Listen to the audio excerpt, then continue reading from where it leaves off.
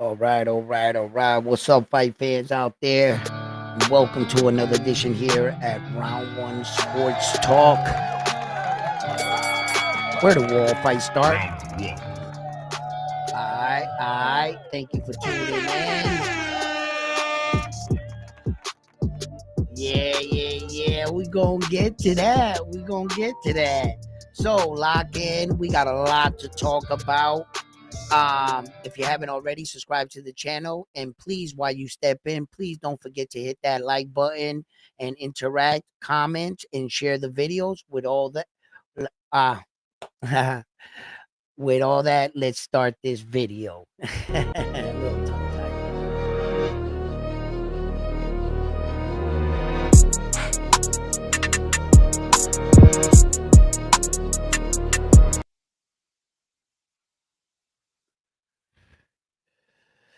Well,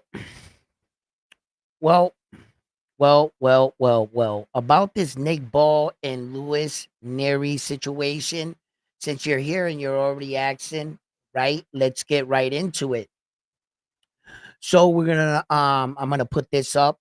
Boxing News reported this right here, and we're gonna throw this up on the screen. Let's see if I can get it bigger. No, let's just let's see here. Bam. Now that'll be too small, right? Nope. Yeah, why can't I get it back to the where I had it? All right. Let's see. Okay, let's put it here. Bam. Okay, right there. That's good. Well, we got two stories here to talk about. It says right here on the top. Hold on a second. All right. Let me get 1 second here to adjust my microphone and everything. All right.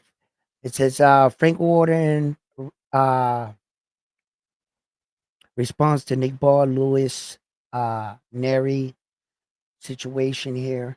And it says here that Nick Ball will not be facing Luis Nery in the next defense of his WBA featherweight title. Ball promotion Frank Warren told Boxing News that the fight is not happening.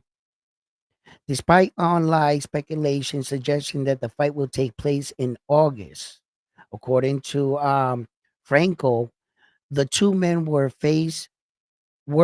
to face one another as part of an August 16 undercard in Saudi Arabia, headlining by the 140-pound um, catchweight clash between Teofimo Lopez and Devin Haney, as reported by the Ring.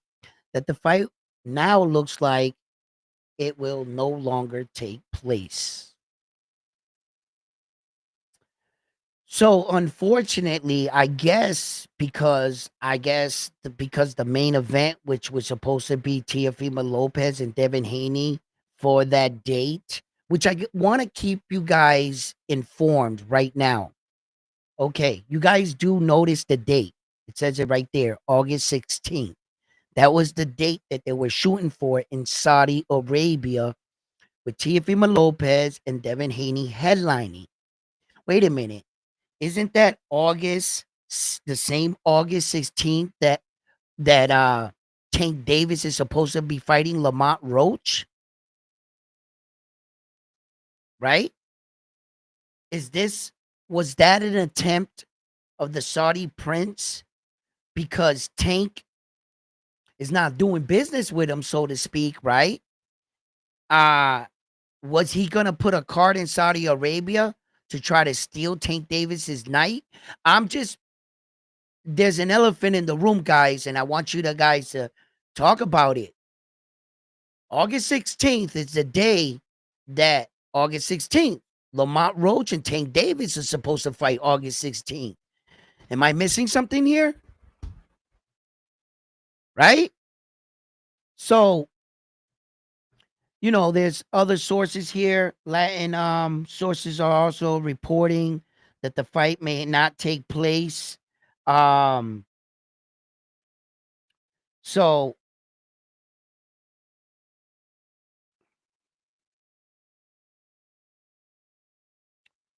So yeah, this is what it's looking like. Oh,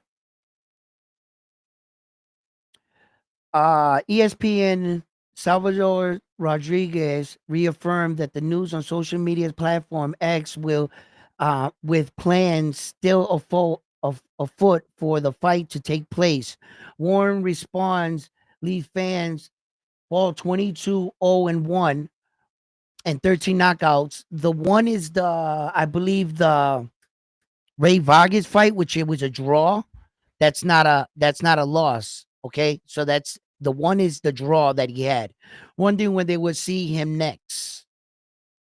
So we don't know what Nick Ball's plans right now are going to be. Oh, the story keeps continuing right here. Last month, Queensbridge Promotions promoter revealed to BRN that a big fight would be announced for the Liverpoolian. All eyes are on Naoya Inoue career to career. Two, with Warren calling for his man to get a shot at the monster. Warren said, I like Nick in the fight against Inoue. Inoue, I'm a massive, massive fan. Guys get caught in fights. It's when they get up and win. That's a fighters who can take a punch when you can get off the floor and come back. He's a quality fighter. Wow. So, Warren definitely gives him his respect. Look, it's right here when he got the draw against Ray Vargas. Yeah. Bill, Ball is riding on yeah, class wave of one of his boxing shooting stars and an unbeaten 28-year-old put behind him. Yeah, disappointment of a draw against Ray Vargas in March of 2024 to overcome Raymond Ford in his second world title attempt 3 months later. Dominate. Yeah, okay. Yeah. This whole thing, right? While I'm reading, right, I'm thinking of scenarios of boxing in my head, right? And if you notice that I'm reading like low, whatever, because I couldn't help but notice, is this a recording pattern for Nick Ball that is calling out former fighters that Naoya Inoue has fought?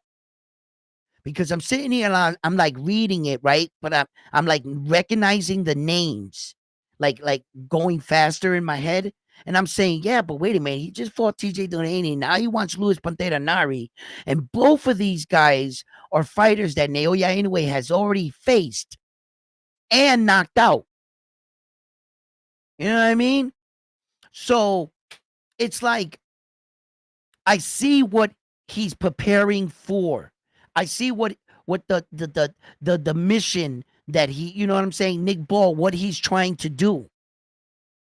You know, he's trying to get a respectable measuring stick against a formidable opponent where that he can say to himself, well, if I can beat this guy better than Naoya, it would give him that confidence.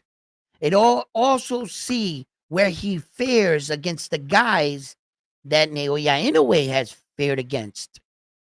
So I could see his plan where he ends up right now. Um, there's nothing definitive, but as far as him fighting Luis Pantera Nari, that's not gonna happen. And I'm not sure if it's due in part to the fact that the main event with Teofimo Lopez and Devin Haney fell apart. That the whole card, they just abandoned the whole card. But they can still take that fight if Luis Nery wants it with Nick Ball, and if Frank Warren wants to move the fight to another platform or somewhere else. I think that fight will sell. You could put another headliner on top of it or something. I mean, Nick Ball out there, he was headlining. He was headlining his events. So he headlined the last one with TJ Doheny. So, um, the fact that Frank Warren, the promoter itself, just shot down everything, kind of like makes me feel like maybe they resort, they went through all of that and came up to the conclusion, all right, the fight's not going to happen, type thing, you know. So as far as that, I'm not too sure if it'll ever take place, or maybe, who knows? Who knows? You know, a lot of potential guys that they were also saying. Let me see. Oh yeah, I should put it back up. But you guys could check out this article too yourselves. Oh no, that was the end of the article right there. That was everything.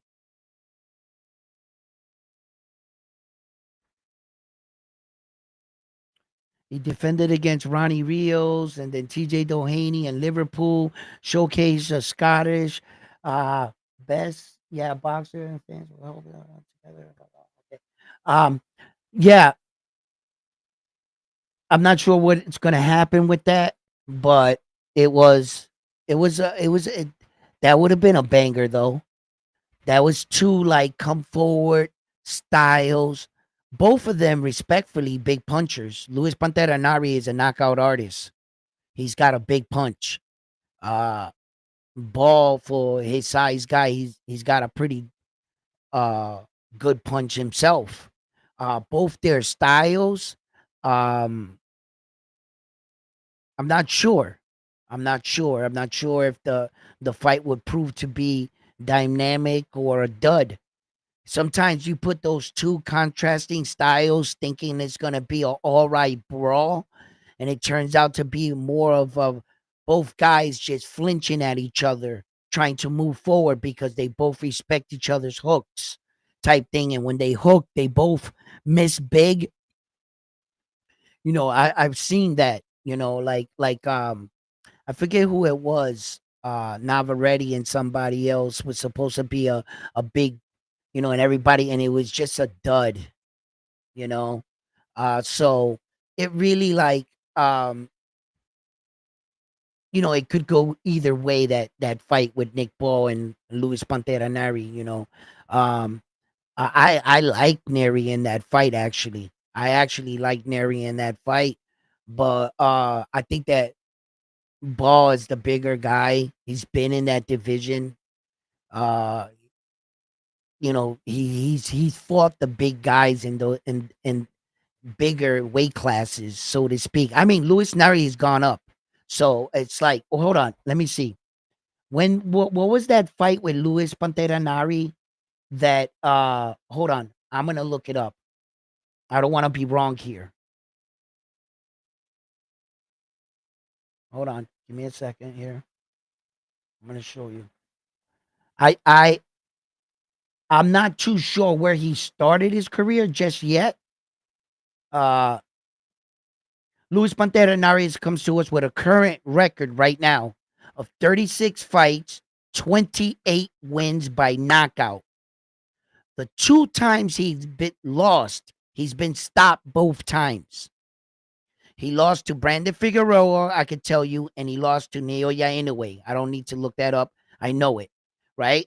He's 30 years old. He's a southpaw. He's 5'5", and he has a 77% knockout ratio. As for Mexican fighters, there are 362 Mexican fighters ranked in the featherweight division. He is number 2 as far as Mexican fighters. He in the world, there are 1,820 registered fighters in his weight division. He is ranked number 4 worldwide. Luis Pantera Nari. Okay. He's nobody's slouch. And he ain't nobody's gatekeeper. I'm gonna tell you that right now. The men that he lost to were world champions. And one was an undisputed world champion. So you can't really put a notch on Luis Pantera Nari because shit, look who he lost to. You know what I mean? And if I'm correct, right? Wasn't Brandon Figueroa a 2 division world champion? Isn't he a 2 division world champion? So when you're losing to guys like that, it speaks, and he's got 28 big knockouts. He's 77%. He's a decent puncher, man. He's above average for power punches. Luis Pantera Nari. He's made his career on knocking these dudes out. So, uh, what was my initial thing I needed to look up Luis Nery? I'm pretty sure I'll find it when I see it. Uh oh, the weight. What's the highest weight he fought at? Luis Nery fought at 130. He fought David at 130.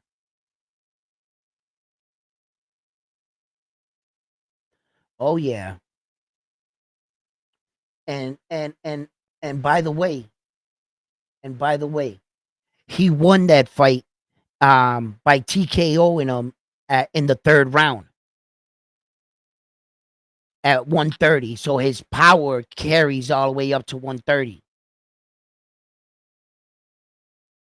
I believe it's the only match he ever fought upwards of 130. It was only one time.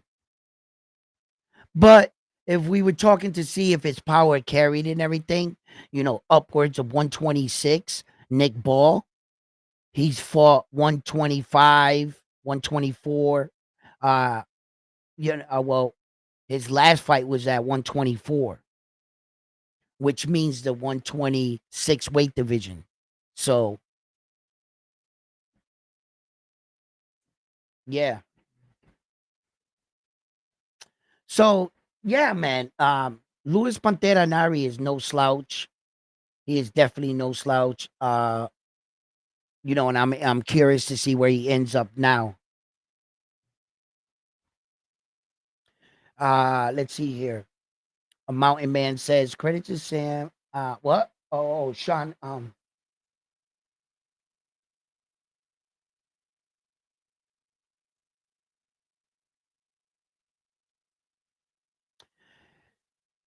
Yeah, yeah. A lot of look, a lot of these guys can get their opportunities, shall they take them? You know, I can imagine how many fights are offered that we don't have no idea about. Then lo and behold, here comes this guy and he gets his guy the fight. Same thing I said about Javante Tank Davis and Frank the Ghost Martin. That's kind of like the same situation, right? I felt like, wow, everybody claims that they can't get the Javante Davis fight, and that Javante's trying to fight everybody, but he can't get nobody. And here comes new promoter Errol Spence Jr., and he gets his guy the fight, the title fight. Like, I was like, so shouts out to those small promoter companies that are doing business and daring to be great and getting their guys the fights and stuff. It's like, you know, um, it makes you think sometimes, who's dragging their feet here in these situations, you know? So, like, are you going to see Manny Pacquiao fight? Absolutely. Absolutely. I have a lot writing on that. I have a lot writing on that as far as uh what I think's gonna happen. If Manny Pacquiao pulls that shit off, I think he's gonna call this guy out of retirement. Nobody seems to be thinking that. They're like, nah, nah, nah, nah, right? But yo, that kind of money right now, listen, you gotta also keep in mind that that's for a real world title. If Manny Pacquiao beats Mario Barrio, guys, that's a real belt. Now, although I understand both of them, Manny Pacquiao and Floyd have already won belts in 147. So, accomplished wise, it wouldn't really do anything as far as another weight division. No, it won't do that. But it will count for a belt and their ages. They'll set new precedents, new records in boxing. Because if you think Manny Pacquiao is old right now, Floyd is older than him. All right? So, but I don't know if Floyd would pass up. The competitor that Floyd is, he's listen, and rumors are saying he might need the money. So does it Manny Pacquiao. I mean, Manny Pacquiao will make a good coin fighting Mario Barrio. I think they're gonna take care of Manny Pacquiao just in case he loses badly. So I think they're paying him well. I'm not sure on what they're paying him. I'll see if I can find something out on that. Because a lot of these guys are being reported allegedly getting paid all this money, and it doesn't seem like they're getting it. Like Teofimo Lopez, everybody thought that 3-fight deal, $30 million, $10 million a fight or some shit. That's how that worked. I don't know, but he doesn't look like he just got $10 million for fighting Arnold Barboza, does he? I mean, he don't look like it. But anyway, the kind of money that Mayweather and Manny Pacquiao too would generate, that fight would be way more profitable than winning that belt off Mario Barrio. I can tell you that much. Yeah. Whether or not Floyd agrees to this, I don't know that, man. This is all me just throwing something out there. See where it lands. See where it lands. Right? But Manny Pacquiao got to do his part first. He's got to win that belt. Name me one guy, if Manny Pacquiao was to upset the cart, do we think that Manny Pacquiao is going to defend his title and go on title runs? Come on, man. It'd be like me telling my grandfather, I've seen him outside right now. He's sitting in the chair. I walked up to him the other day and I was like, yo, he's God bless his heart. He just turned 86, I think, right? And he's cool as a cucumber, right? And I look at him and I'm like, man, you've been sitting around my house all day, outside on the deck, on the lawn furniture and shit, right? And I think you should do something with yourself, man. Why don't you join the Marines?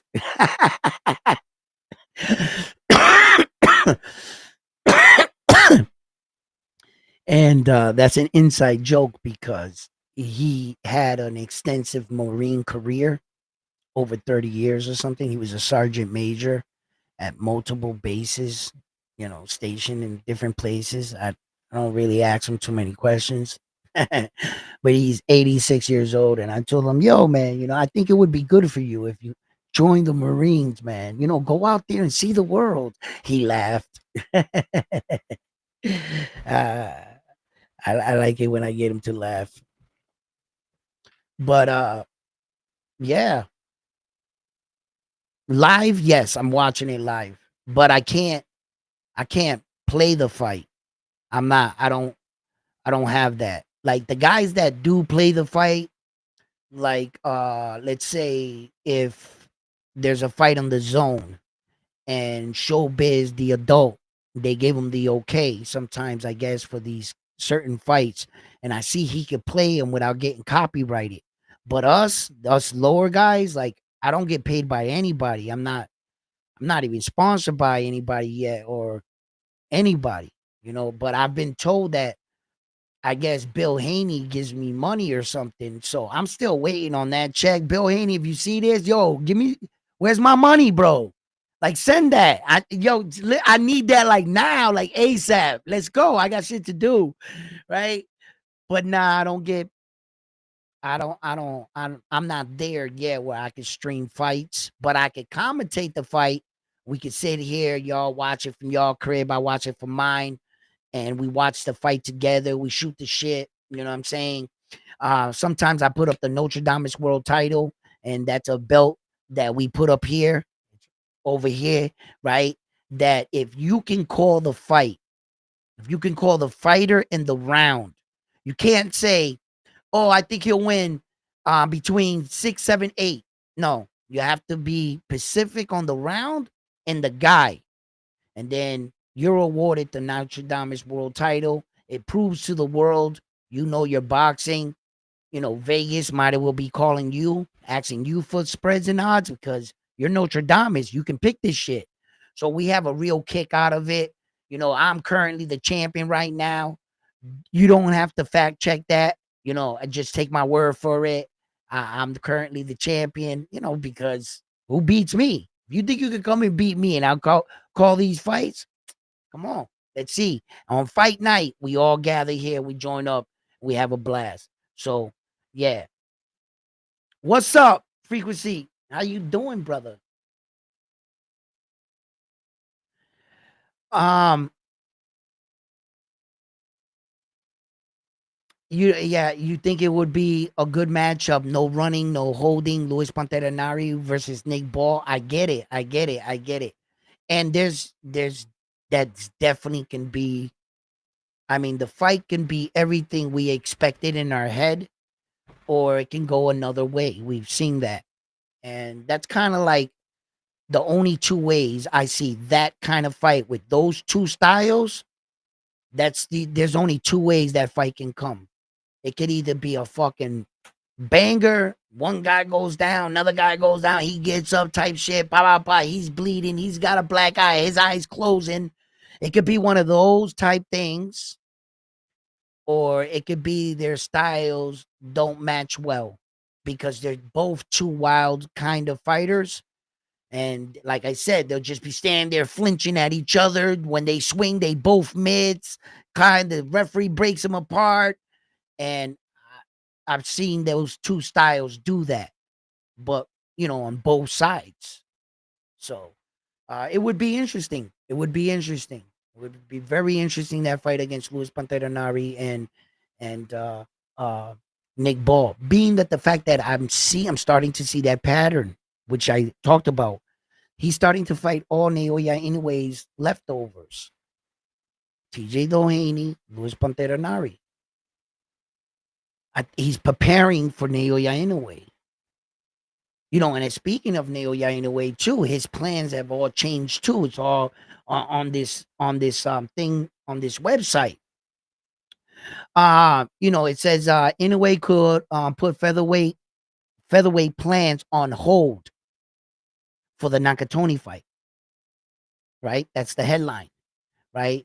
It says the 2025 calendar seems to be mapped out for Naoya Inoue months ago, with the Japanese sensation once again aiming to prove himself to being boxing's pound for pound number one.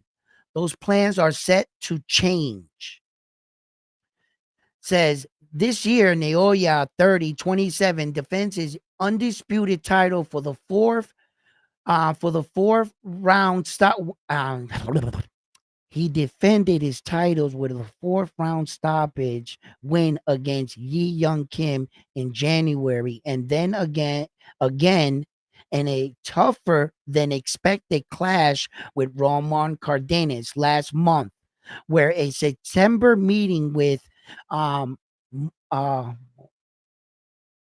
Morajan Akmadalia, I hope I said that correctly, was confirmed afterwards. Okay. It has been widely reported that after facing the Uzbek, Inoue will move up to featherweight to challenge Nick Ball 22-1-13. Not one defeated, one as a draw. For the WBA title at 126 in Saudi Arabia this December, before moving back down to super bantamweight for a salivating scrap with Junto Nakatoni in New York. In New York, not Japan, like a lot of people were reporting.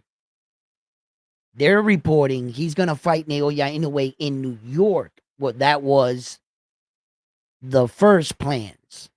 It seems the plans are changing. Yeah, after being surprisingly knocked down by Cardenas at 122, Yahoo Japan are reporting that they are ongoing discussions about scrapping the original plan. So, I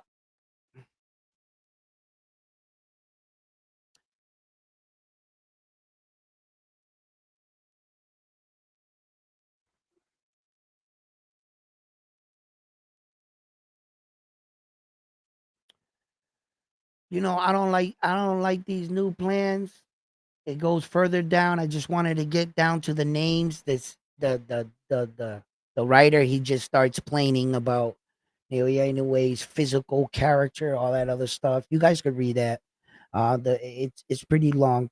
And it says instead Naoya Inoue's team are considering after defending of his fourth super bantamweight title in Saudi at the end of the year, likely against either Sam Goodman, don't like it, 20-0-8, don't like it, or um Alan Picasso, 31-117. They didn't want to take the fight in the first place before taking on Nakatoni in the spring or moving up to featherweight.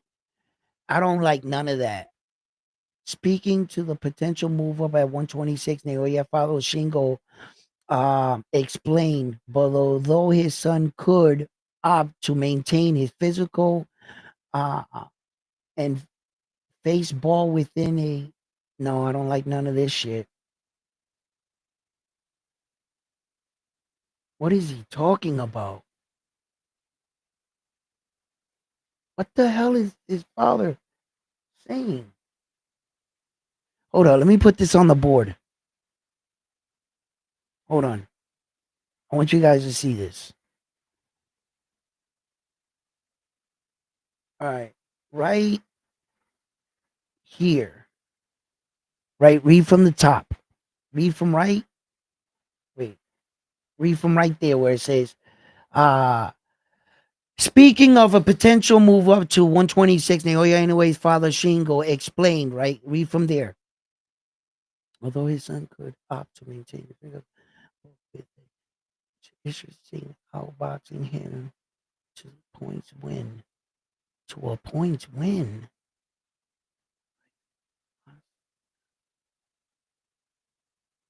Yeah, I think that the Super Batman beats him. He's not tall, I think.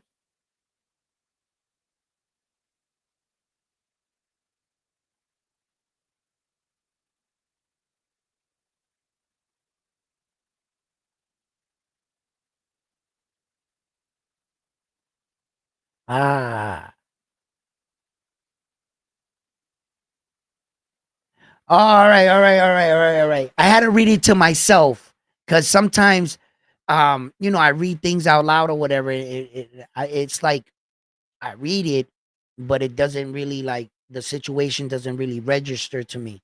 So I had to read that shit. I was saying Shingo father telling me, oh yeah, in a way to stay away from him and winning points and like, be like defensively sound. I get it, but I was like, do you really think Naoya Inoue is gonna do that? So I had to read the whole thing. And then he later went on to say, yeah, Naoya Inoue ain't going for that shit. He ain't going for that shit. But that he also thinks that the super bantamweight division is his cap, his ceiling. He said, you don't want to see Naoya Inoue all blimped up there, fight, you know what I'm saying? So, and I talked about that, the responsibility of a fighter. Naoya Inoue understands his responsibility as a fighter. And that's like I knew his father wasn't saying that shit. I was reading it. I had to stop reading it out loud because I really you know how you read to yourself silent, you really get the picture. Sometimes anyway, I read like that. When I read out loud, it seems like I'm just covering the surface, just. And I was like, what the hell was he saying? Like, So I wanted to put it up for you guys to see it, but it later on confirmed himself that yeah, Naoya ain't going for that. So if he ain't going for that, he's gonna want to be at the top of his performance and his A game. I don't like none of the guys they're suggesting him to fight before he fights um uh Junto Nakatoni, because those fights are the top guys at the 122. You got to understand, he still want to fight only the top guys. Sam Goodman, rightfully so, retained his number one status. And also, David Allen Picasso retained his number one status. Because, truth be told, the guy he should have fought in Las Vegas was Akmadalia. Akmadalia took step aside money in order for the WBC to try to get a Mexican fighter for Mexican Independent Weekend out there in Las Vegas. That was the business side to the fight. And MJ played ball and took the money because he was rightfully so supposed to be next. Okay? All right. So now Naoya Inoue is going to have to fight MJ. He's going to have to fight MJ. So the fight in September is done. The two names for the fight in December would be Sam Goodman and Alan David Picasso. One of those guys got to step up now after he destroys MJ. In order to keep Naoya Inoue in the 122, for that Junto can come up and fight him at 122 rather than going up fighting Nick Ball, then coming back down to face Junto at 122. When you see his father doesn't want him, if he's gonna make the jump, his father's like, look, the decision's his, right? He said it in the article. He said the decision's his. If Naoya wants to move up to 126, all I can do is train him, prepare him to get him to the best. That's all I can do, right? He said, but I don't think it's going to be healthy for him to go up and then come back down. So what he's trying to do is keep him in the division. Keep him in 122. Let him make more title defenses or undisputed title defenses. Sorry, champ. Let me correct myself. Undisputed title defenses, right? He stays there, then Junto fights him. So I look,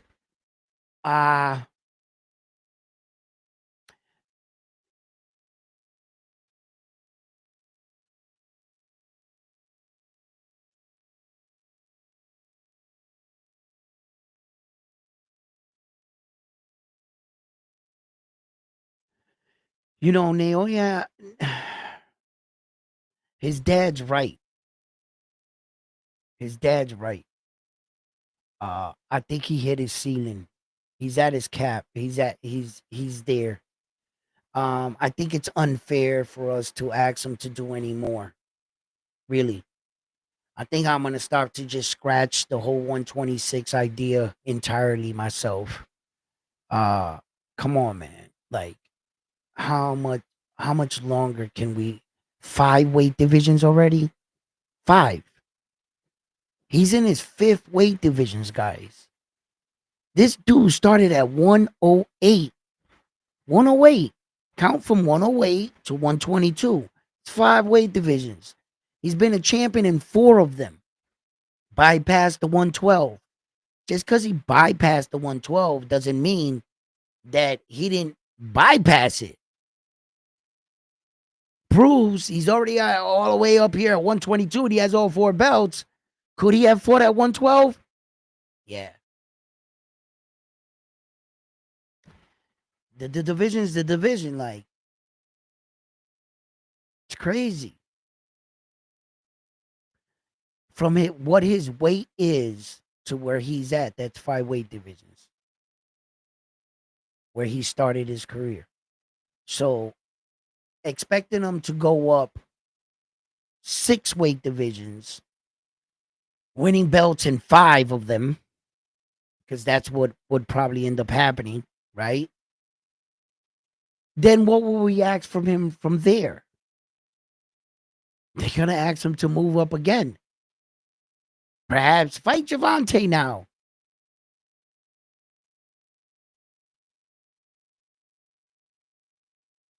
Hmm. I don't know. Bruce Carrington was a big name at one point in time. Uh, Bruce went to Naoya's fight. Naoya went to his fight. They've talked. They've been verbal on both of them back and forth on social media. Bruce Carrington. Uh, Maybe perhaps if Bruce Carrington can get a hold of one of those belts. I'm not sure who he's gonna get it from, but maybe if he did get a belt or something, uh, it looks like also as well Stephen Kubo Fulton and Oshasi Foster have agreed to a fight. Rumors are saying that yeah, that fight is almost done now from what I'm hearing. You know, nowadays in boxing news, shit, things are announced and one day later they're no longer together. Cause Two Tone got a lot of shit on his platform, but he wasn't the first person to break the story. The initial first person to break the story of uh that August 16th Teofimo Lopez Devin Haney fight was shout out to Jose Rivera at Chosen One Production. He posted it first. Then he got like 86 shares. That means 86 people shared that to different platforms. Then all of a sudden, Two Tone reported it. But because Two Tone didn't have the insight that he had, he couldn't back up what was happening. So Jose comes out, he reports the whole thing. Like the shit, it was true. It was true that they were announcing it for that day and they thought they were gonna get it done. The Ringside Magazine themselves reported it after that. But Jose had reported it way before they got out too. So um when it hit the airwaves, then it fell apart. It made a lot of people say, "Oh, you're reporting fake news." No, it was not. There was nothing fake about that. There was nothing fake about the discussions. The day it just fell apart. It just fell apart. Now, Jose made a video on it. My boy, I don't want to tell you everything. If you want to know the rest of the story, I advise you to go over there and check it out. That way, I don't tell you everything, but the video he made basically breaks down everything that was talked about and that is now. So if you want to know more about that, that's what happened. Yeah.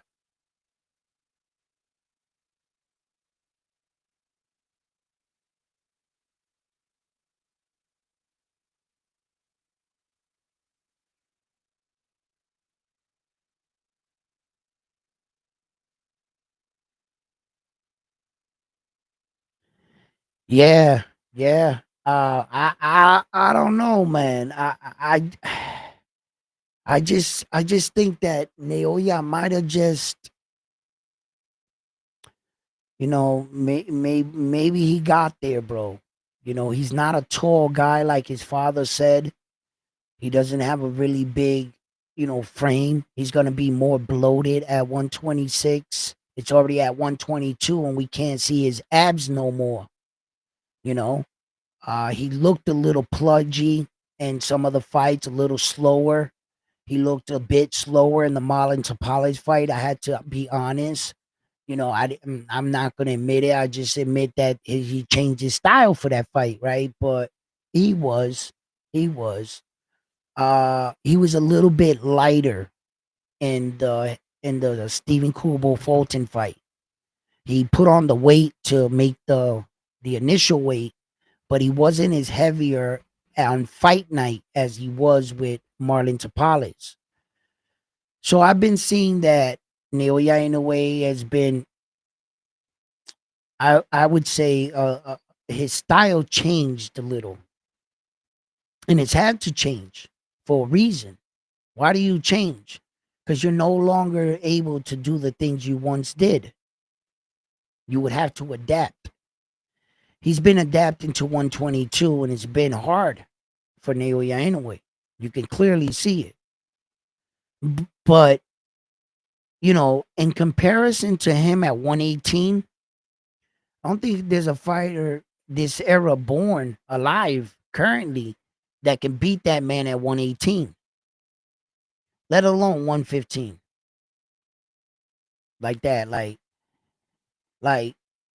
I I don't think there was nobody that was touching him at 118. I think that's where Naoya Inoue was his best. 118, man.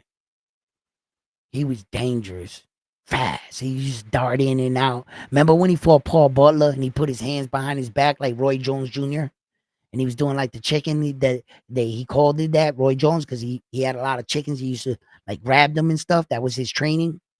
That's where he got it from. Like, and that's when Naoya Inoue had went down to Freddie Roach's gym and he was training more on his defense. He had noticed that, and you could see now at 122, he's getting away from a lot of the things that made him great, and he's fighters can fall in love with the knockout. You ever hear that expression? And I think that he was fighting the fact that he got knocked down by Luis Nery still in his head. Uh it could fuck with you a little bit. And then when he went to Las Vegas, it wasn't the first time he fought in Vegas, neither, by the way. But it was his coming out party. This time he had a big crowd, right? And he really wanted to showcase his skills. I really believe he didn't think Roman Cardenas hit like that. I don't think Naoya in a way anticipated that shit. Mm-mm. He was a little, you could see on his face, man. He was surprised. He picked up his hand. He acknowledged his dad. And he was like, okay, dad, like, kind of like, you told me so. And he was like, this guy can't crack, dad. Naoya, pay attention. And, don't worry about it. I got this, dad. Oh, all right, dad. He got up. He was like, yo, did you just hit me? Yo. And he started whooping Roman Cardenas' ass. Yo, shout out to Roman Cardenas. Fucking true warrior right there, bro. He battled it out with a guy he should have never, ever been in the ring with. Roman Cardenas should have he didn't earn a shot with Naoya in a way. He ain't beat nobody to talk about captivating the moment. Real Rocky story. Rocky didn't win the first fight against Apollo Creed. He didn't win that fight in Rocky 1. He came out losing, but he came out winning on the other side. Right?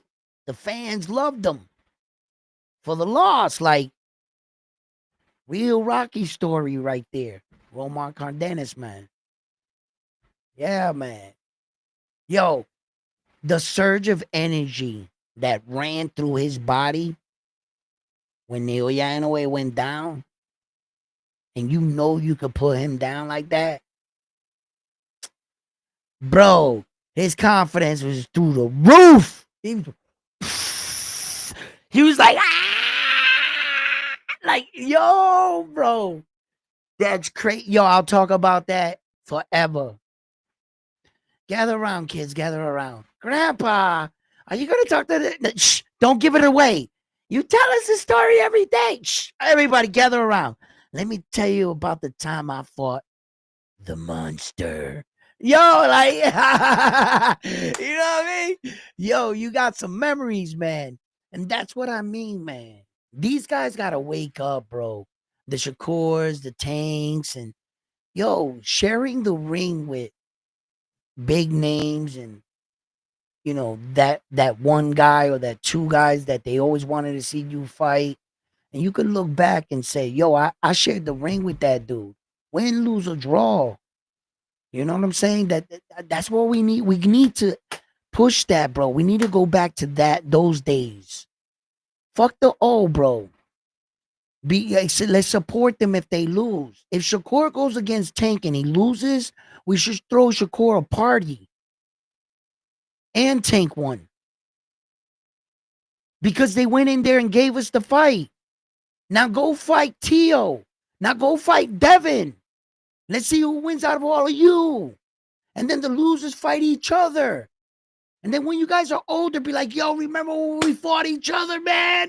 Yeah, you kicked his ass, but I kicked his ass. Then he kicked my ass, but then I got it back with you, punk. And then, you know what I mean? They're old men with their canes and shit, talking shit.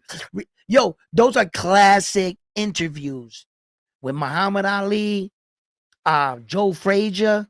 You ever see them interviews? Yo, Joe be popping shit to Muhammad Ali.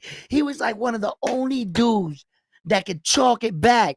Like the other dudes would get fucked up on their words and shit. Yo, them interviews, Ken North Jr. Them interviews is classics, bro. When they look back at their careers, they sit back. Yo, when Javante got a gray beard, and he's in an interview and they're talking to him. They're like, yo, what was your greatest title fight? Well, I fought what's his fucking name there? The Puerto Rican dude is the champion. It's just and nah, I don't want to take out no shots at him. My fucking brain is shutting off right here. Uh what's his name? Hold on. Can't believe I gotta look this up. But I do. Jose Pedraza. Tank Davis. Who's the great Jose Pedraza? Who the fuck is that? Yeah, like Tank's gonna be sitting there talking about his career and the champions he fought. Oh shit. Yo, I want to pause the action right now. My condolences to Leo Santa Cruz. He lost his dad and shit, and he was a father and a coach. I know Leo Santa Cruz was real close with his dad, and his dad passed away. Uh, I think his dad was like 60 something years old or some shit. He wasn't really all that old, but he was battling a lot of illnesses. He had caught COVID back then. Remember, he survived through the COVID. And my condolences go out to Leo and his family. And I know how close he was with his dad and shit. You know, that's a big loss, bro. You know, but yeah, just a moment of silence for Leo's pops.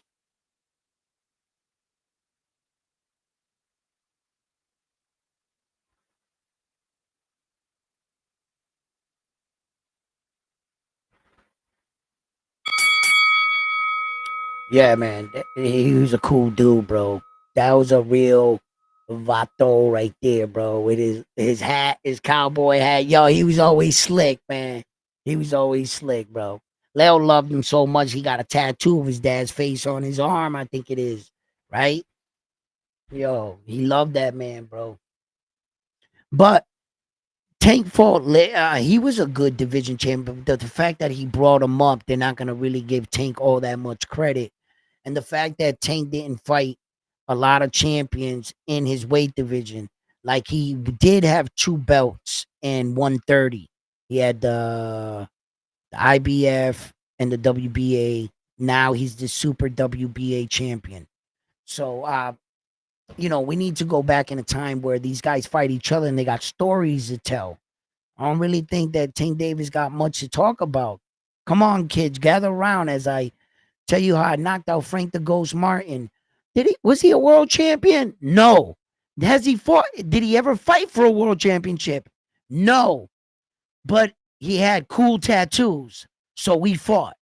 So you know what I'm saying? Like, what's he gonna say? Like, you know what I mean? Tank's gotta like he's gotta step it up. And I was gonna be really like I was impressed with fucking Devin Haney's situation, right? This is Devin Haney, of course, talking. And the fact that Tio went offline for 24 hours after the fight was announced that it was canceled and the plans didn't go through, right? Devin Haney took to X quick with Twitter fingers. Oh, I signed my half. I did this. We said that, and Tio's team denied it. So now, like Devin, he's like riding on this. You guys were saying I was scared and that Tio would beat my ass. I signed my side of the contract. Where the fuck is he at? And Devin was like, I'm outside. We outside. Where Tio? Tio got his clown hat on with that little propeller under the bed. He a clown right now, bro. That looks bad.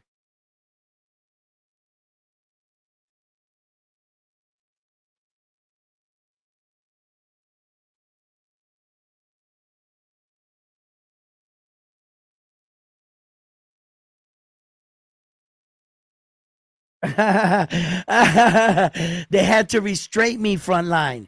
They had to restrain me, bro. I was about to jump in the ring, man. You know what I'm saying? But Naoya, in a way, they gave me the phone call. It was like, Edwin, chill out. We got this. You got this? All right. I went back to my seat. You know what I'm saying? At least they think I went back to my seat. I actually hired a stunt double to sit in my seat. I was actually next to Shingo in a ninja suit. You couldn't see me because I was blended into the crowd. I was like this.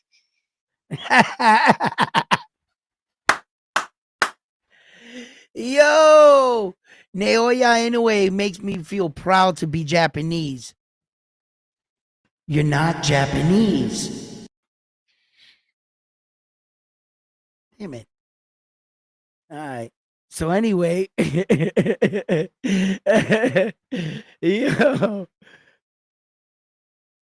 it's not convenient right now for Haney. Nah, Haney's like it's convenient right now for him, but for Haney, yeah. Tio's like telling Haney, "Yo, Haney, the next time I see your ass, I'm gonna bust your ass." Haney said, "The next time you see me, don't you see me right now?"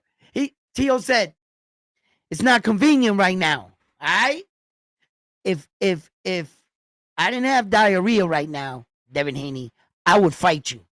But I got diarrhea right now. I don't want to take a chance, But the next time I see you, we fighting." You don't want to fight that man. Yo, Teal's fucking up, dog. Teal is fucking up. It was just one bad move after the next, after the next, after the next. And I can guarantee you guys one thing right now. I can guarantee it, bro. Turkey is a shrewd businessman. Very shrewd businessman. He's a $1 billion dude, $1 trillion dude, whatever he is, right? That has some of the smartest minds probably in the world standing right next to him. A bunch of advisors, lawyers, and thinkers. Every situation you've probably thought of. Do you actually think Turkey's sitting there with a pencil every day like, I wonder who should fight who? That's not how that works, homeboy. You got money, real money. You have no idea what that's like. His room, when he comes to you with an offer, it's a generous offer. If you say no, I mean, you guys could be talking about it, He won't even give you a chance to leave the room and think about it before his offer already went down. Teal writing that dictatorship on social media just because he apologized, I can almost guarantee you that in the contract that Devin Haney signed, he was probably getting the lion's share, and Teal's original offer probably went down significant. It was pretty much like take it or leave it probably at that point. I can guarantee you that when Turkey makes you an offer and you don't take it, it doesn't go up. It's not going to go up. Not unless you sign to him and become his fighter. Now you belong to him. Now that's a different story. Just like Saul Canelo Alvarez. He had offered him a price, and then he went down on, and Saul walked away. But now, lo and behold, he got Saul. So now they reworking it. But Saul's market value is so much higher than Tio's that Tio can't negotiate like Saul can. He doesn't have that kind of fucking market value. So whatever he told you at the first place, and it was like, Tio, you did the wrong move after the wrong move after the wrong. Yo, by time he got to that Devin Haney fight, he probably offered Tio a pack of Newports and a fucking Nike sweatsuit.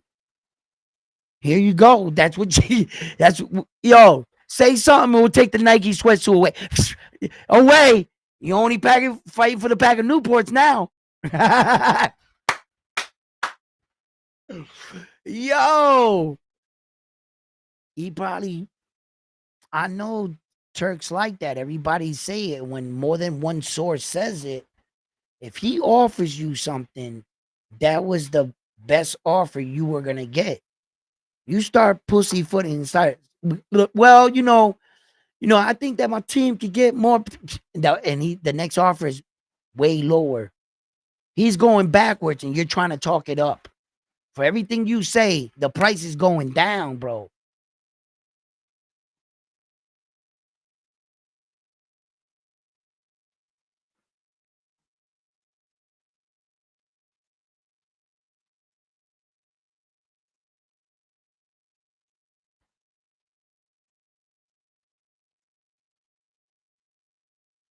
He does have the most offers, the money, and the money's there. How many times have you heard a lot of these fighters saying that the promotional company still hasn't paid him their money? Or that the money they were offered for the fight, they didn't even get half of that. Because in some of these contracts, you're you're able to make that dollar amount. But if they don't sell that many tickets reported to them, to their numbers, or don't meet this outrageous gate that they put on your contract, if you're not smart enough to recognize that, you would have never pulled off that gate. So they're not obligated to only pay you so much money. So although they dangled a carrot in front of your face and said, son, fight for $1.2 million, and then you get $300,000. And then you get a letter talking about, no, you didn't sell this many seats, when there was no way you could have sold that. That's kind of how they screw over a lot of these fighters with that turkey money. That shit's in your bank account before you get in the ring. The full amount. Come on, man. You can't beat that, bro. That turkey money something else, bro. Real talk. I still don't believe Tio got 10 million for fighting Arnold Barboza. Show me on a website that's saying that. Besides a fucking reporter. Like somebody just saying, well, he was estimated to get 10. That don't mean he got $10 million, bro. Show me where Tio, his boxing promoter, they say it, net worth growth on this fight was this. I don't think Tio got no 10 for that. Doubt it. Fucking doubt that shit. Yeah, I don't know what he got. I've been looking for it. I haven't found it. Do you think Tio will likely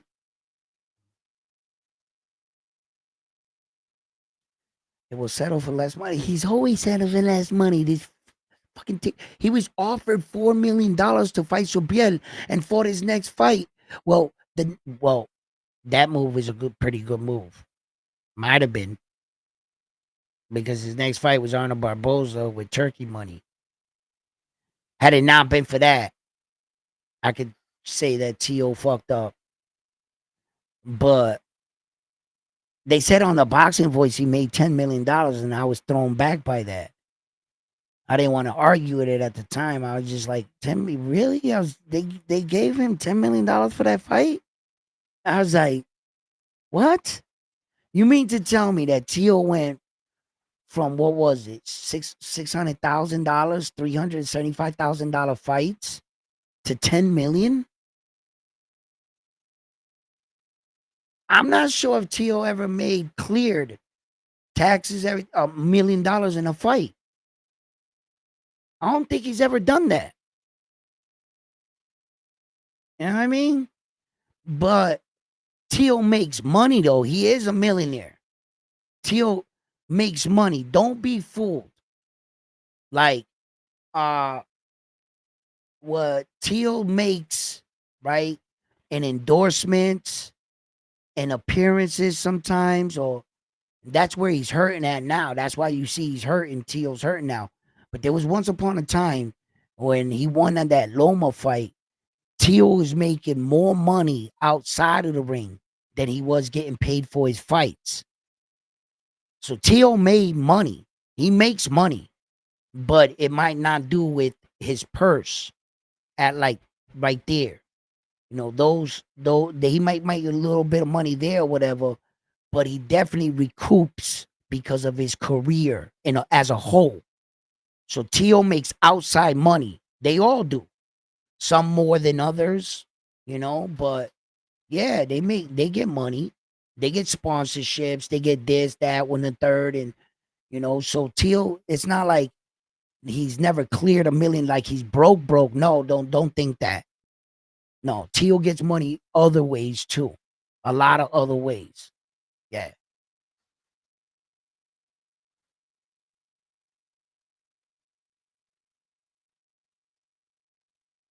The internet says 900,000, but I can't believe it.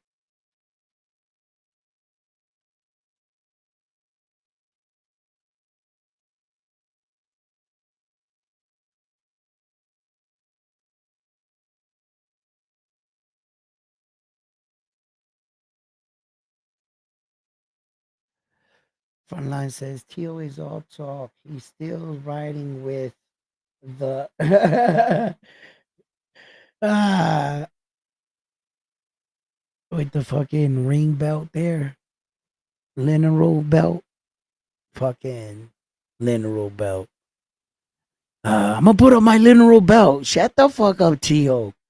Oh my god. I hate when he gets on that dumb shit. Yeah. Listen, Tio leading into that Arnold Barboza fight, he had I forget the number. I used to know it. He ain't make nowhere near $1 million for any of his fights. And I found that hard to believe that he went from like a $400,000 fighter to 10 million. I was like, get the fuck out of here, bro. Get the hell out of here. Like, and I knew for like social media or Hollywood purposes, they usually inflate all the prices that actors were allegedly reported to receive or get or whatever. And then the athlete sees the report and says, they said I got $20 million. Where the fuck is the $20 million? Like, you know what I mean? Like, I remember there was this show. It was called Tuna, some shit. And it was filmed out here where I'm from. And they they were saying that they was catching these fish that were worth all this much money, right? And that they was catching like an outrageous amount of them. So like I knew a couple of the dudes. And I was like, yo, man, I saw you on that thing, man. Y'all made bet. He was like, bro, we didn't make half of that. The show tells us to boost it up to that, whatever, you know. He's like, that's we didn't. He's like, there's the season's not even popping like that. So I was like, oh shit. He's like, yeah, that's just for movies. I mean, the TV show and those reality TV, they always enhance everything by double because it gives the viewer like, wow, if they could get that, like, they're not gonna tell you, yeah, well, we caught only 2 fish today. No, they're gonna say they caught 10, 12 of those big motherfuckers. And like other fishermen are looking on, watching the show, like, how the fuck you catch 10 of those things? You could be out there 7, 8 hours on one, wanting it to get tired. And they're just catching a remarkable catch rate on their show. So when he explained that, I knew that. So sometimes in boxing, they would embellish some of these price tags, to be like, oh, he's $1 million. Let's go see him. He's $1 million. Man, this dude made, look at, until the argument about what uh eh, um Jerron Boots Ennis' value was. Remember when Jerron Boots Ennis tried to fight Terrence Crawford? Jerron Boots Ennis? And Terrence, at that moment, no one really questioned what Jerron Boots Ennis was making. They were all just talking about that he was the next phenom, whatever, right? Then all of a sudden, he tried to pull on Superman's cape. Terrence Crawford. Terrence Crawford. They said, yo, Terrence Crawford, you're ducking Jerron Boots Ennis. Terrence Crawford looked at the dude in the interview and said, I'm ducking who? You want me to go back and fight a $300,000 fighter where I'm fighting for millions? The last fight, he made $150,000. Jerron Boots Ennis. And until he came out, Terrence Crawford, no one ever really asked. We just assumed Jerron Boots Ennis must be fighting for millions, man, right?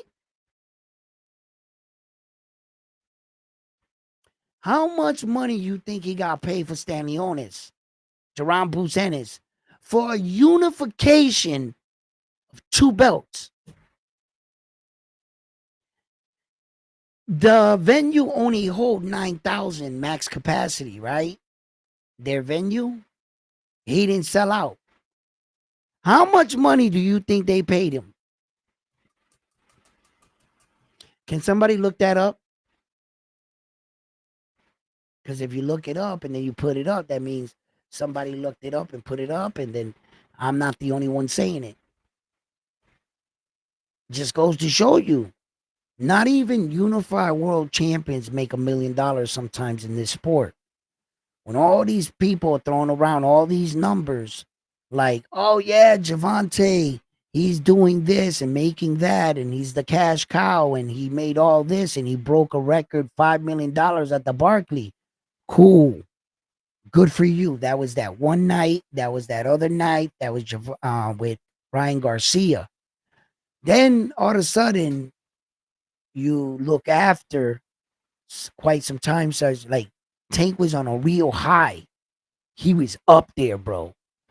What a fall from grace, right? Frank the Ghost Martin, in an interview, they asked him, yo, my man, you got the Tank Davis fight, bro.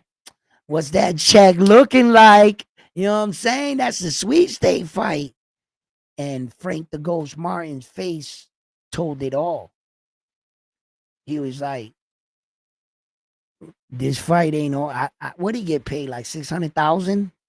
Frank Ghost, he ain't get nowhere near $1 million, bro. Frank the Ghost Martin. That's a pay-per-view fight. You were supposed to get pay-per-view points. Javante didn't even give him pay-per-view points. I don't know, man. Oh no. Is Javante still the cash cow? Is his fight still selling?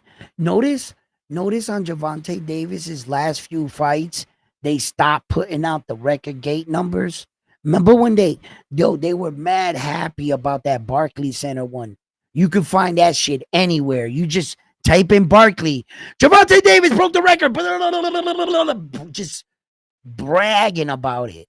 Look at the numbers. Look at the numbers. Look how much he made. Look at over here. Look at over. Yo, they were so proud. Now, bro, it's like you gotta fucking solve a riddle, a puzzle, get 3 magic keys, open a fucking door, fight a boss fight to fucking get any answers on what he's making on his fights nowadays. Nobody will give you the right answer. Notice that about Javante? What were the numbers on his last fight with Lamar Roach? What was his numbers on the fight after that? Anybody, help me. Send them to me. Email, whatever, chat, DM, whatever. Help me out. What were his? No, I can't find them. I can't find none of that shit. No, every report, it's some guy. Michael Cooper reports Javante. Man, fuck Michael Cooper, whoever the hell that is. I made him up, right? But you know what I mean. All these damn reporters with these hypothetical guesses. No, where did you get that number from, Michael Cooper? Tell me where you got that number from, so I can go look at it. They don't want to tell you. No, because you made that shit up, bro. And I'm not going to read those little stupid articles that opinions are like assholes. Everybody has one. I could write a fucking article right now. Look, Tank Davis made $900 billion yesterday. Fact. You know what I'm saying? Like, bro, that's bullshit, bro. So, like, I'm not. I don't go by that. But yeah. Hold up. I want to put up y'all message over here. I saw something go blah blah blah. I was like, yeah, the YouTube message. You always do this, Edwin. And then you don't see all the messages. Here we go.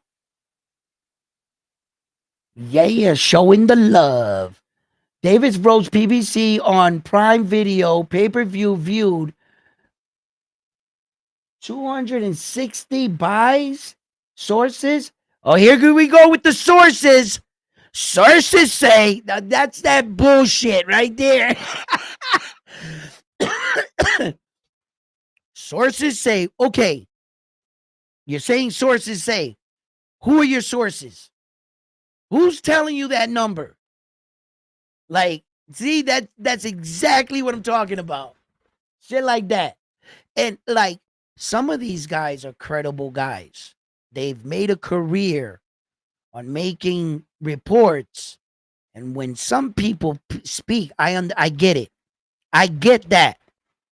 But there's not one of those guys, not one reporter that I have ever met in my entire years reporting and covering boxing that occasionally they're wrong. They're dead wrong. So we all have the potential of being right and wrong. We all can be on a slump on our channel. And all of a sudden you get the bright idea to say, Javante Davis just confirmed to fight Godzilla. Ah! And like, yo, like, and it's going down next to the Statue of Liberty. Like, you'll say crazy shit to get it. Some people are desperate. They haven't had a story in quite some times. No breaking news is coming their way. You know, and they're up there in the journalism world. Sometimes you got to put out some bullshit. Every now and then you got to do it. They all do it. All of them. So when I see keywords like sources say, hold up, Papa. Wait, whoa, wait a minute. Wait, so what sources say? I don't want to give up my sources. Man, fuck you and your sources, bro. Like, listen, man, it's got to be a fact. Like, how deep are you in boxing? Like, are you hanging around with Al Heyman? Do you go on brunch with, the top guys in top rank? Are you and the Saudi prince holding hands, walking? Like, who are you? Like, how credible is your source? You know what I'm saying? Because I gotta admit, some guys can tell me something. I'm like, for the most part, yeah. I can believe in this guy. I can believe in this source. And it depends on the source. But you got a million articles of all these reporters that got these. Mike Kowalski said Javante Davis is going to fight Devin Haney, Teofimo Lopez, and Ryan Garcia in a death cage matchup tonight. You could say anything you want. So I'm just like, yeah, whatever.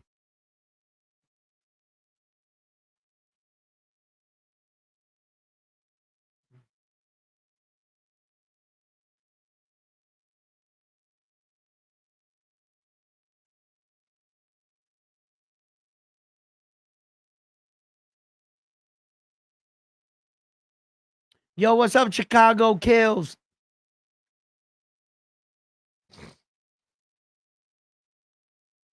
That TO fight got canceled. Canned. It was like, yo, we Tio and Devin Haney's gonna fight. A few moments later. The fight is off. The fight is off. We have no fight. Yo, Stop the cap. Tio, stop the cap, my man. Like this dude, bro.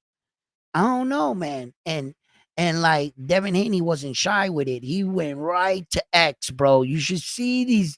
I wonder if he took them down. But if you want to see Devin Haney's rant, just go to Devin Haney on X. Bro, he's texting out these autobiographies. They're like, you know what I mean? He's like calling T.O. every fucking name on the book. He's just ranting on X right now, Devin. So yeah, if you want to go check that out, he said a lot. But there's a lot of headlines, and I get it. Social media gossip can be interesting. There's only I only go certain I only go so far when it comes to the gossip. I'll bring you some of the hot shit, but I'm only gonna go so far. There's a lot of other media or content creators that take it, which I believe is too many steps forward, where they start talking about David Haney's girlfriend, his father, his brothers. They start talking about his life and everything. I'm not going there with no one. Don't go there with me. I won't go there with you. That's it. I ain't doing that shit. I respect the fighters enough. We want to talk shit and criticize, make hard criticisms on them in boxing. I'll do that all day. Judgment, I don't judge any fighter. I've never judged a fighter, and I've never said any fighter sucks. Right? But it's like um I can be harsh or critical to boxing situations and the boxers for making these kind of decisions. I could see that was a dumb move. This was a stupid move. That he didn't fight well here. That's all criticism. Never be confused with the two. I don't sit here and judge them. Oh, you suck. You could have did this better. No, I don't do that. I give you both sides. We can talk about it, right? You guys know it. Tio, what he's doing, bro. This is it.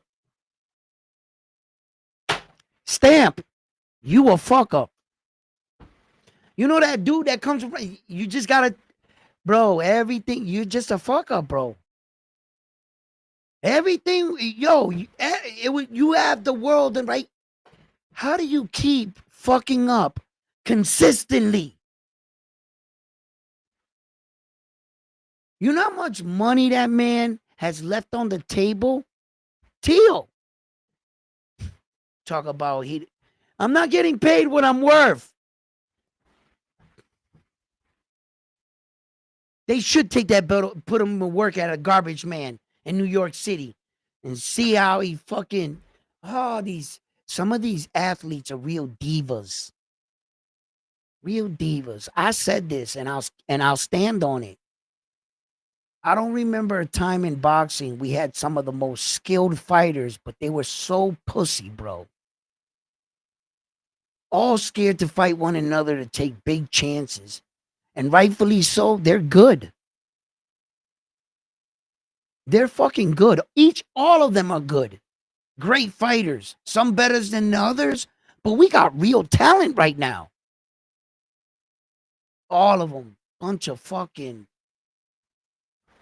Bro, they're strong minded fighters. They're not that strong minded, bro. And like the overseas guys, bro, I, I don't know why they're so much different than us. You know, it's clearly we've been Americanized. You know what I mean? But these, these Uzbekistans and Russians and Japanese, dude, they fight with such intensity, and it's just their whole demeanor as men. Some of them, they'll joke around with their own friends or whatever, but for the most part, they're all business. They're not asking you how much ticket sales you sold. They're not asking you if you're a boring fighter or what they said. The only thing they want to know is, you want to fight? Because I will fight you. That's it. They just different mindset, bro. I don't like that shit because we're the fucking best. We need to act like it. These motherfuckers are coming around kicking our asses, bro. And we're okay with it. We ain't had a decent fucking heavyweight, cruiserweight champion since Evander fucking Holyfield, bro. Mike Tyson type shit. We're so spoiled, bro. We really are. We think we so cool, man. With our gold chains and our girl with the BBL, and we get to a certain level and then we fall off, man. Then our champions are fucking criticized all over the world. Who who tank fight? Devin Haney's a runner. Terrence Crawford fights once a year. They always got something to say, man. And I'm sitting there all the time like, you right.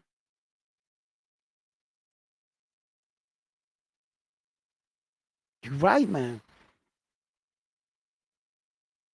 My guys are fucking acting like fucking divas right now, bro. No, I don't want to fight him. No. I gotta go get my grill done. Oh, bro, man. Where have we gone with American boxing, bro? We gotta bring this shit back, bro. We need some big fights, man. You know what? Sometimes, if the Americans can't do it, sometimes they gotta call for backup. Puerto Rico, you up? Let's go. Let's go. Our time is happening in New York. Puerto Ricans is on deck. Let's not act like they not. We going up against 3 countries. One Puerto Rican team against 3 countries. In New York City, we got Edgar Berlanga going up against Hamza Shari, right? And he's representing his country, right? We got Teofimo Lopez going up against Santo Domingo. Am I correct? And we got Shakur Stevenson going up against Mexico. Puerto Rico's up. We carrying the night. Let's get it. We up. We put our best Americans in New York and they shot a dud. Right? Here comes Puerto Rico.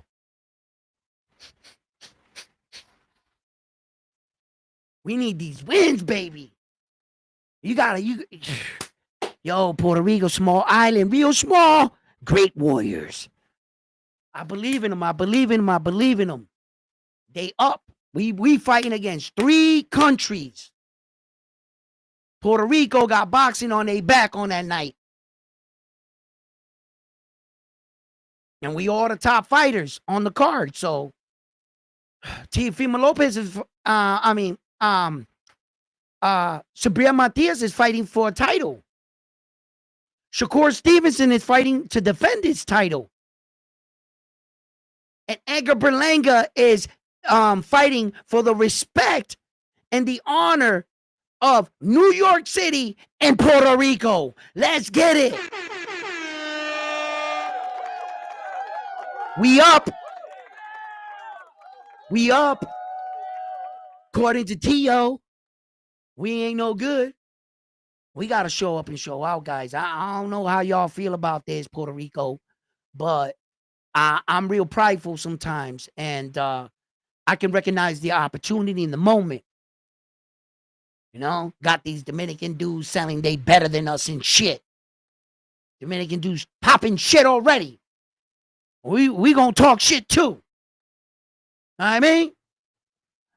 Alberto Puello, me to you. You going, night, night. Sleep, sleep. No mas. We getting that belt. We bringing it back to Puerto Rico, bro. You had a good run, Alberto Puello. You were a good champion. I respect you. But your run is over. You're done. You're all done. The boogeyman's coming for you, bro. El Cuco. Don't hide under your bed, bro. Don't do it, bro. Just show up to the fight and make sure you bring that belt with you. All right? Santo Domingo. It's been fun. It's been fun. You're going down. Oh, we competing now.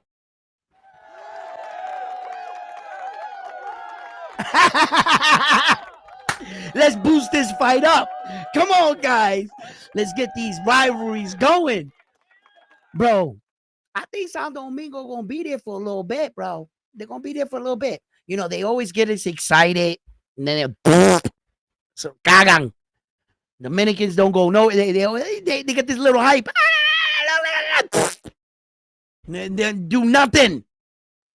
You know what I mean? But it's a different era right now, bro. You know, and Carlos Adames, bro. He looks good.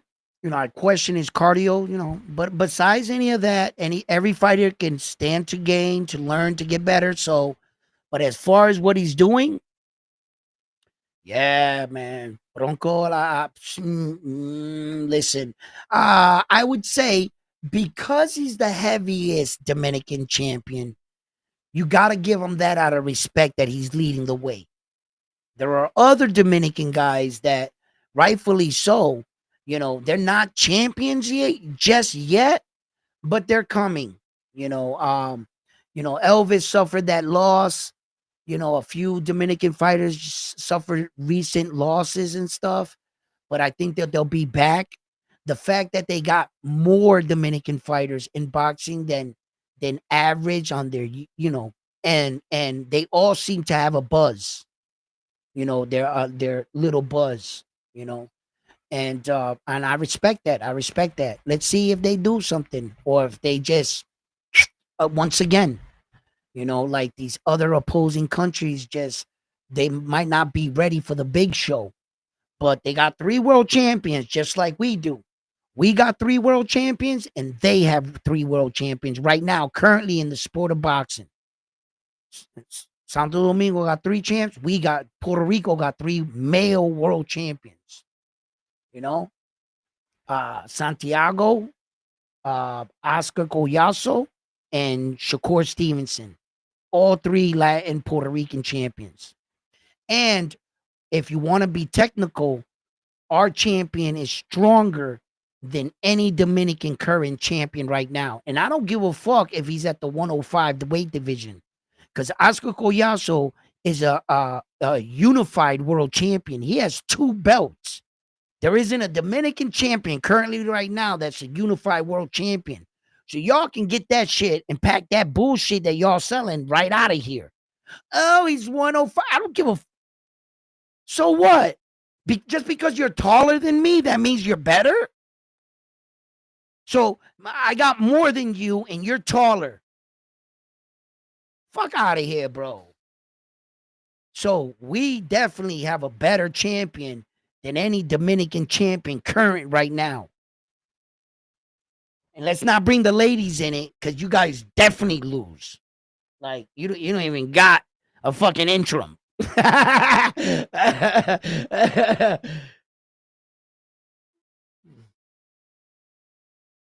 What's up, legend?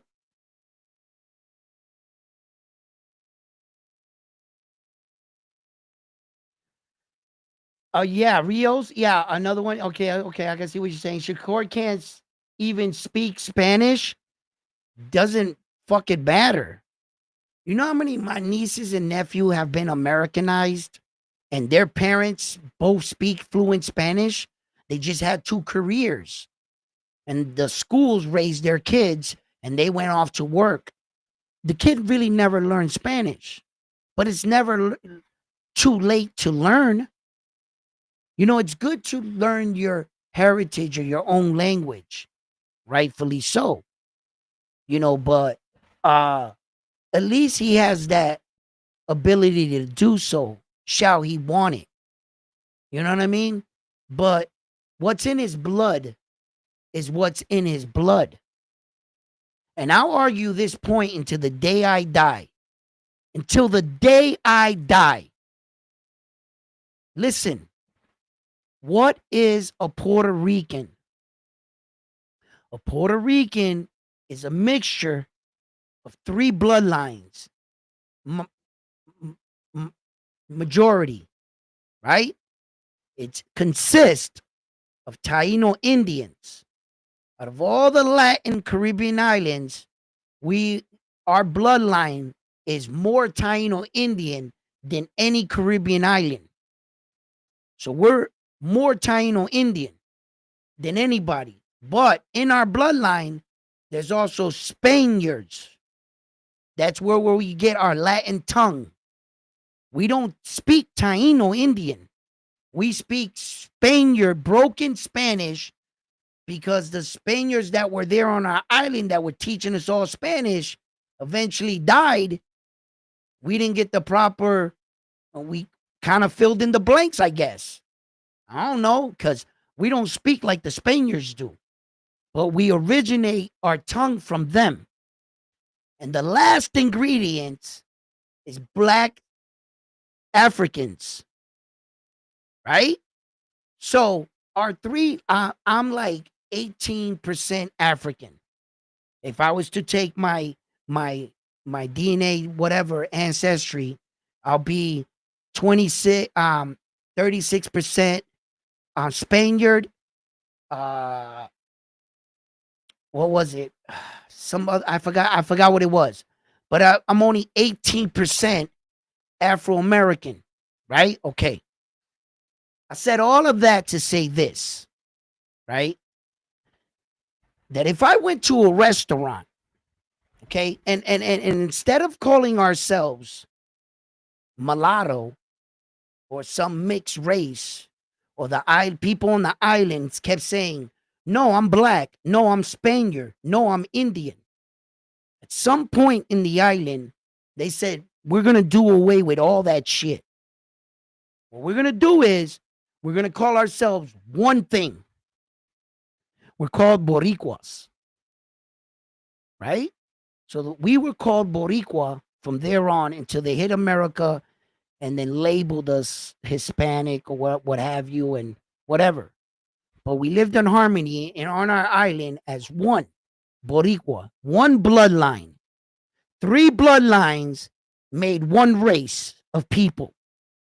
Once we got our identity, we got our name, and we had our island, we were one as people.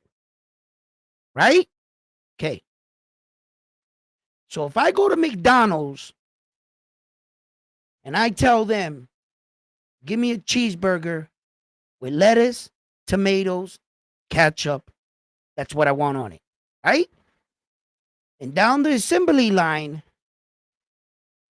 I put lettuce on the cheeseburger. I give it to you. You put tomatoes. By the time the cheeseburger is done and I give it to you, did that turn into a pizza? Does the cheeseburger turn into a pizza? Does it turn into a taco? If you said no, then what is it? It's a fucking cheeseburger, ain't it? Okay. How is it that a Puerto Rican lady can have a baby with a black dude and all of a sudden that baby's black? You only put a tomato on a.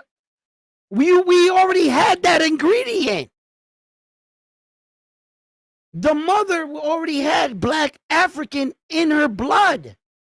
You might have injected her with some more, but it didn't turn into a pizza, did it? How could Shakur be a black African? He's 100% Boricua if you really think about it. All the ingredients that makes us as a race, that's what he is.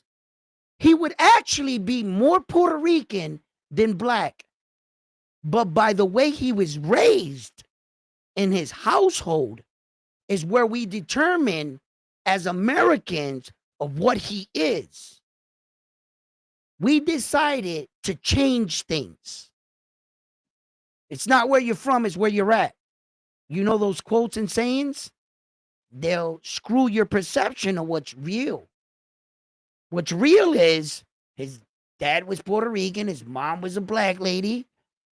Yeah, we already got that. You didn't add no Chinese, no Japanese, no fucking Irish, Russian. You didn't add anything new. I don't care how much you added. We already have that. He would actually be more Boricua than anything. But raised ethnically, where he's a brother, Shakur. He wasn't raised with his Spanish roots. He was raised as like a brother, like, you know what I'm saying? That's all he knew. But tell me that Subria Mortias ain't darker than Shakur. Is Subria Mortia black? It would be the same thing for Shakur. That's what I'm saying. I'm just like, all right, if you really want to argue the basis here, my people we originate from three bloodlines. And we made one bloodline. I don't give a fuck if you add one bloodline from the other. That's how we got there in the first place. A brother had sex with a Taino Indian woman or a Spanian woman and made a little Boricua. That's how the fuck we got here in the first place. And when you see it going on right in front of you, you're going to deny it? How you think we got here? Small minds, bro. Anyway.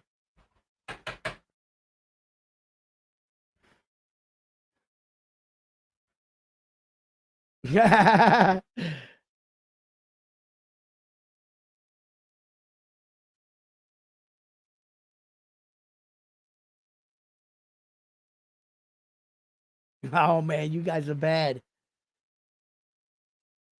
Yo, y'all crazy.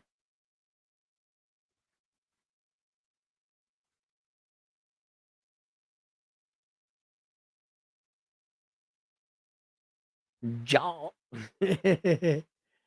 Yo, but yeah, that's when that dude started saying, I don't think Shakur can claim being a Puerto Rican. I'm looking at him. I'm like, why the fuck you disrespecting him?